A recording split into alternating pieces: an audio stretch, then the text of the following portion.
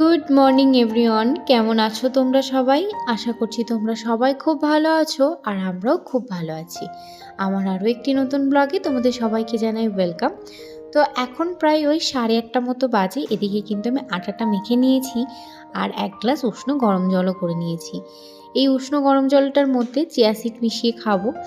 আসলে চিয়া সিডটা না অনেক দিন হয়ে গেছে খাওয়া হচ্ছে না। আগে কিন্তু প্রায় রোজই সকালে আমি চিয়া সিড খেতাম, সকালে আর দুপুরে খাওয়ার আগে। কিন্তু বেশ কয়েকদিন হয়ে গেছে চিয়া সিডটা আর খাওয়া হয় না। আসলে সকালবেলা করে ওই চাটাই খাওয়া হচ্ছিল, তার জন্য চিয়া সিডটা খাওয়া হয়নি। তো ভাবলাম আজ থেকে আবার শুরু করি না হয়।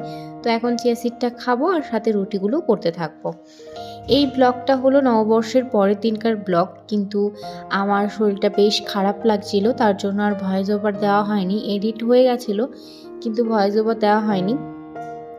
তো এখন অনেকটা ঠান্ডা লেগে রয়েছে, এখনও শরীরটা পুরোপুরি ঠিক হয়নি। তবুও ভাবলাম যে আজকেই পোস্ট করতে হবে, কালকে যেহেতু করিনি। তো এটা নববর্ষের পরের দিনকার ব্লগ। তো এখন শুধু রুটিই করব, আর কালকের যে মাংস রান্না করেছিলাম সেটা রয়েছে অনেকটা। তো এখন এই রুটি আর ওই মাংসটাই খাওয়া হবে। তো চলো সব রুটিগুলো করে নিই। রুটি হয়ে গেছে, এখন ডাল সেদ্ধটা বসিয়ে দিচ্ছি। সকালের খাবারটা খেতে খেতে ডাল সেদ্ধটাও হয়ে যাবে।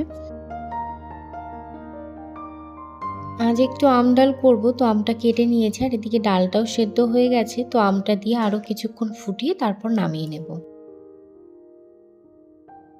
ডালটা নামিয়ে নিয়েছি, এখন সয়াবিন আর আলুটা সেদ্ধ করতে দিয়ে দেবো। এভাবে সয়াবিনটা সেদ্ধ করলে না বেশ সফট থাকে। আর এদিকে সয়াবিনের জন্য আমি খুবই সামান্য মশলা ছাড়িয়ে নিয়েছি, এবার এটাকে বেটে নেব।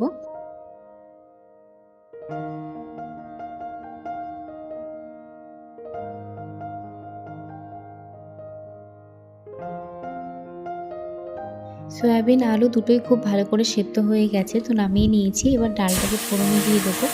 তেলের মধ্যে শুকনো লঙ্কা আর সর্ষে ফোড়ন দিয়ে ডালটাকে ফোড়ন দিয়ে দিলাম। এরপর এর মধ্যে পরিমাণ মতো নুন, হলুদ আর চিনি দিয়ে খুব ভালো করে ফুটিয়ে নামিয়ে নেব। চা ভীষণ গরম পড়েছে, এই গরমের মধ্যে কিন্তু এরকম আম ডাল বা ডাল, আমের চাটনি এগুলো দিয়ে ভাত খেতে ভালো লাগে।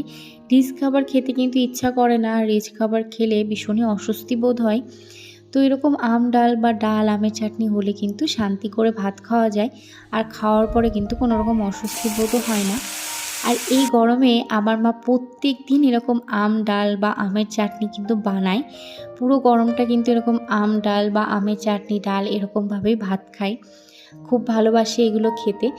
তো আম ডাল যখনই রান্না করি তখনই মায়ের কথা মনে পড়ে, বা চাটনি রান্না করলেই মায়ের কথা মনে পড়ে। তো তোমাদের সাথে গল্প করতে করতে কিন্তু আমি আলু সয়াবিনটাও ভেজে রেখেছিলাম, আর এদিকে মশলাটা কষানো হয়ে গেছে। এখন আলু আর সয়াবিনটা দিয়ে খুব ভালো করে কষিয়ে পরিমাণ মতো জল দিয়ে দেব। এরপর খুব ভালো করে ফুটিয়ে তার মধ্যে গরম মশলা বাটা আর ঘি দিয়ে নামিয়ে নেব।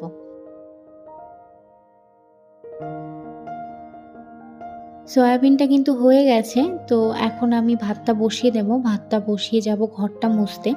আজ আর পুরো ঘরটা মোছা হয়নি, শুধু পুজোর দিকটা মুছেই পুজোটা দেওয়া হয়েছিল। তো চলো ভাতটা হতে হতে ঘরটা মুছে নিই।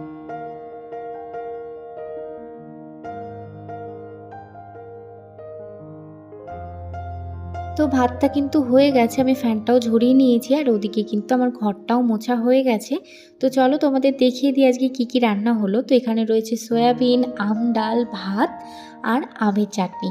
কাল এই চাটনিটা বানিয়েছিলাম, তো কাল আর পুরোটা খাওয়া হয়নি, অনেকটাই রয়ে গেছে, তো আজকে খেয়ে নেব। তো রান্না তো হয়ে গেছে আর ঘর মোছাও হয়ে গেছে, এবার বাকি রয়েছে রান্নার জায়গাটা পরিষ্কার করা। তো প্রথমেই চলে এসেছি, ওভেনটাকে খুব ভালো করে পরিষ্কার করে নেব। তারপর রান্নার তাকটা আর মেঝেটাও মুছে নেব। তোমরা যারা আমার ভিডিওটা দেখছো, আশা করছি ভিডিওটা খুব ভালো লেগেছে তোমাদের। আর যদি ভালো লেগে থাকে তাহলে অবশ্যই একটা লাইক করে দিও। কমেন্ট করে জানিও তোমাদের কেমন লাগলো। তোমরা কমেন্ট করলে আমার ভীষণ ভালো লাগে পড়তে। মনে হয় আমার সমস্ত কষ্ট হয়তো সার্থক হয়েছে। তোমাদের কমেন্ট পড়তে আমার ভীষণ ভালো লাগে। তোমাদের একটা লাইক, একটা কমেন্টে আমি কিন্তু অনেক বেশি মোটিভেট হই আরও ভালো ভালো ভিডিও তৈরি করতে। তো প্লিজ লাইক আর কমেন্ট করতে ভুলো না। কমেন্ট করে দিও, একটা লাইকও করে দিও, সাবস্ক্রাইব করে দিও আমার চ্যানেলটাকে যদি এখনও সাবস্ক্রাইব না করে থাকো। তো এদিকে কিন্তু আমার বাসনগুলো মাজা হয়ে গেছে, আর আমি ওগুলো জল ঝরতে দিয়ে দিয়েছি। আর ফ্রেশ হয়ে চেঞ্জ করে চলে এসেছি, এখন জামা কাপড়গুলো গুছিয়ে নেব। তো পয়লা বৈশাখে আমার বর আমাকে কি গিফট দিল সেটাও তোমাদের সাথে আজকে শেয়ার করব। তো চলো প্রথমে চটপট জামা কাপড়গুলো গুছিয়ে নিই, তারপর দেখাচ্ছি।